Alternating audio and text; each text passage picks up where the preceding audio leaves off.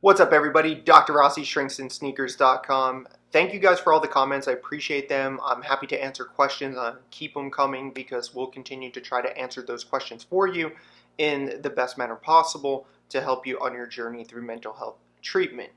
With that said, I want to keep a fair and balanced approach on this channel, and I want to go to therapy, and I want to start talking about the various types of therapy that are offered by psychiatrists or psychologists, whoever you're going to, and why they're important, how to use them, what are some of the basic concepts associated with them. So we're going to start with cognitive behavioral therapy because I think it's one of the more accessible forms of therapy. I think it's one of the more common forms of therapy available to the general public, and it does make a lot of sense once you start to understand some of the concepts behind it. Okay, so cognitive behavioral therapy, the basics. This is a common sense approach to therapy, and it's based on two central ideas. The first idea is that our cognitions have a controlling influence over our emotions and behaviors. So the way we're thinking controls how we feel, and then of course how we feel and how we think controls how we behave. The second point is that we act and behave, the way we act or behave can strongly influence our thought patterns and emotions. So it's a bi-directional sort of approach there, right? Our thinking as well as our emotions control our behavior, and then of course the way we behave can also control our thought patterns and emotions as well. So those are the two fundamental tenets from which this common sense approach of cognitive behavioral therapy is based on. Now, these concepts were developed by Aaron Beck at the Beck Institute, and largely he's now turned a lot of that training over to his daughter, Judith Beck, who has been continuing really good, high-quality training in cognitive behavioral therapy in Philadelphia. However, this idea is not uncommon. It's actually very, very common, and the idea of having a healthy style of thinking as a way to improve stress and to improve overall well-being is a common theme across not only continents but also many cultures. So this is not something that's entirely new. And in the next section we'll crack into sort of the basic way that we can think about the cognitive model and some of the important points about it. So I like to use this diagram to kind of illustrate a couple of points. It helps us to kind of think about the way this model works and of course the places where you can intervene as a cognitive behavioral therapist. So I like to think that things start with an event. I like to say that everything starts with an event. Now, the event could be anything, something happens in your life, whatever the case is, you get invited to a party, let's say, something like that, there's some event, and then we make, as humans, a cognitive appraisal of that event. We kind of determine whether or not it's good, bad, scary, happy, whatever the case is, we make an appraisal of what this is going to be, and then that often leads to an emotion. And then that emotion, that's how we feel. Do we feel happy about it, anxious about it, worried about it, whatever the case is, and then that emotion eventually leads to a behavior. Now you can see in this diagram that there's actually more to it than that because again it's bidirectional. Like I said before in the two basic tenets of CBT, that our behaviors can also influence our emotions. So the way we behave might make us feel a certain way. And then of course our emotions can also influence the way we think or that cognitive appraisal that we have of the situation. But again, I think it all starts kind of with the event. We make a cognitive appraisal of that event, and then that leads to emotions. Emotions lead to behaviors, and then it can backtrack from there, or it can go back around with another event, whatever the case is. I think what we're going to see here in the example I'm going to give is a way of kind of tying this all together so that it makes sense, and we'll break down each of those individual components in the diagram, and of course where CBT can enter. So let's take an example of how something like this might work, right? Let's say we have a gentleman who has social anxiety. This person has social anxiety and they're invited to a party. It's summertime, barbecues, parties going on all the time. So this gentleman gets invited to this party, and now, of course, he's going to make a cognitive appraisal, or he's going to have some thoughts. And a lot of these thoughts are going to be called what we call automatic thoughts, and I'll explain what those are in a future video. But he has thoughts associated with this invite to the party. Now, he already has social anxiety, so of course we're going to think that these thoughts are not going to be very favorable or good thoughts.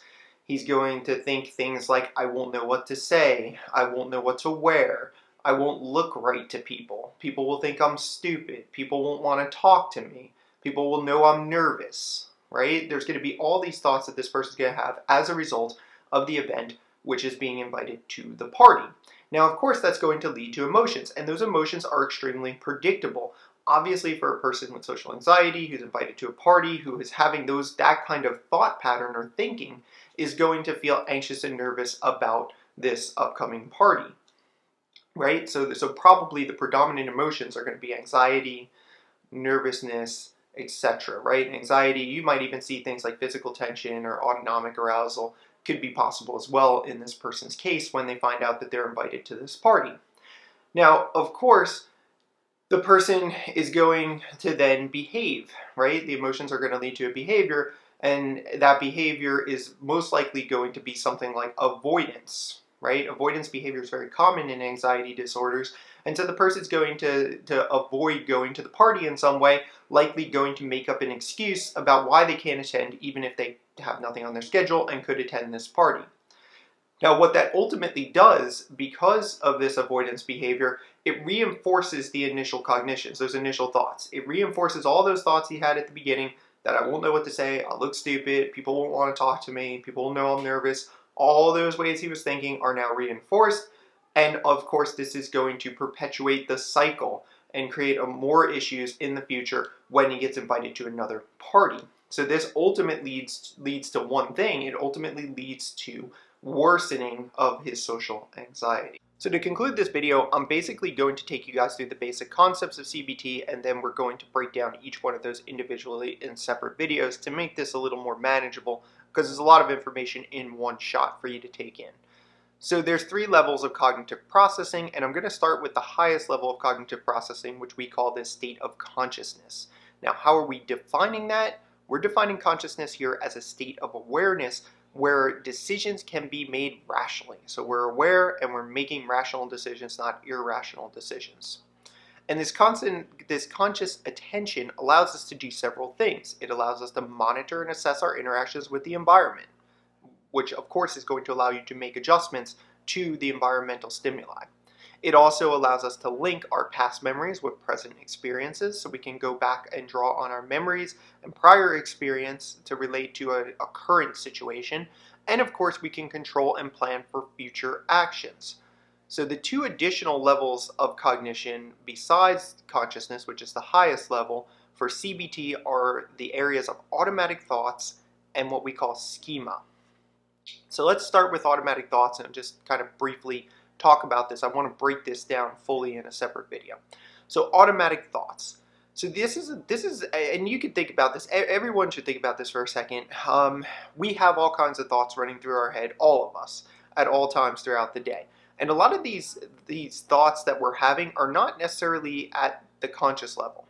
So these cognitions are streaming rapidly from our minds when in the moment, right? So this is a stream of thoughts that are occurring in the moment, and we may be aware of these thoughts, but they are not carefully evaluated or analyzed. So the key thing about the automatic thoughts, I think, is that we don't question them and we don't carefully analyze them to see whether or not they're true, whether or not they're related to the current situation. We don't ask enough questions about them in the moment. So that's the concept of an automatic thought, and again, we'll break that down even further in a future video. Now, schema, that's a level even above automatic thoughts. So you have your automatic thoughts, and you can think of your schema as your core beliefs. So these core beliefs are then going to act as a template for underlying rules that are going to be applied to information processing. So we have our core beliefs that provide a template for us to apply those to information processing that's occurring, whether it be, again, events, environmental stimuli, etc. So we're looking at that from that standpoint. And they serve a really critical function of allowing us humans to code and assign meaning to information from the environment. So we need to make quick determinations too of what is this in the environment. Is this something I have to be worried about, or is this something that or is this something that I don't have to be worried about, I should be happy about? Is this something that I should have anxiety about, etc.? We have to assign meaning, and we do that again through these core beliefs that are sort of filtering that information out. Now, CBT, of course, is going to emphasize these techniques to identify these automatic thoughts. And of course, not only do we want to identify the automatic thoughts, which is the first step, we also want to start to figure out how to change these automatic thoughts or alter them. And at the very least, we're going to want to question them to see whether or not they're true or relevant to our current situation. And ultimately, with that, we eventually hope to alter some of those maladaptive core beliefs that may be holding the patient back. So this is how CBT kind of helps us to, to change. And of course, if you go back to that model we were thinking about earlier, you could see that we're going to be intervening in the area of cognitions, which would be our automatic thoughts. We're going to be hopefully intervening in the area of emotions as well as behavior. And CBT has techniques to kind of address each of those sections in the diagram. I'm going to hold the video there. Like I said, I'm going to make future videos that are going to cover each one of these things in more detail, but these are sort of the basic concepts that I want to introduce at this point about CBT. If you have questions or comments, please drop them below, and please like and subscribe to the channel so we can continue making these videos.